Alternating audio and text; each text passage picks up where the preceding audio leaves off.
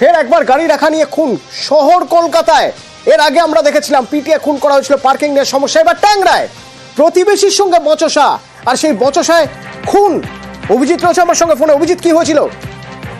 অতনু, ট্যাংরা মথুরবাবু লেনে সেখানে দুই প্রতিবেশীর মধ্যে বচসা এমনটাই শোনা যাচ্ছে, এবং যেটুকু শোনা যাচ্ছে মথুরবাবু লেনে এক প্রতিবেশী আরেক প্রতিবেশীকে সেখানে গাড়ি রাখা নিয়ে বচসার জেরে তাকে তার উপর চড়াও হয় এবং গুরুতর আহত অবস্থায় এনআরএস হাসপাতালে তাকে নিয়ে গেলে সেখানে তাকে মৃত ঘোষণা করা হয় কিছুক্ষণ আগে।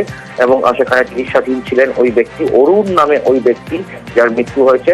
এবং এই ঘটনার খবর, তার মৃত্যুর খবর এলাকায় আসার পরেই উত্তেজনা ছড়িয়ে পড়ে। যদিও ট্যাংরা থানার বিশাল পুলিশ বাহিনী ঘটনাস্থলে আছে, এখনো পর্যন্ত উত্তেজনা যাতে ছড়িয়ে না পড়ে তার জন্য এই ঘটনাকে কেন্দ্র করে স্বভাবতই যে সামান্য গাড়ি রাখা নিয়ে দুই প্রতিবেশীর মধ্যে বচসার যে এত বড় ঘটনা ধারণ করতে পারে সেটা অন্যরা কেউ ভাবতে পারছেন না।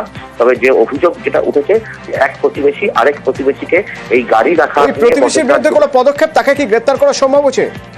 এখনো পর্যন্ত এই বিষয়ে পুলিশ কোনো রকম মন্তব্য করতে রাজি নয়। তবে তারা গোটা বিষয়টা খতিয়ে দেখছে এবং যার মৃত্যু হয়েছে তার দেহ আগামীকাল ময়নাতদন্ত করা হবে।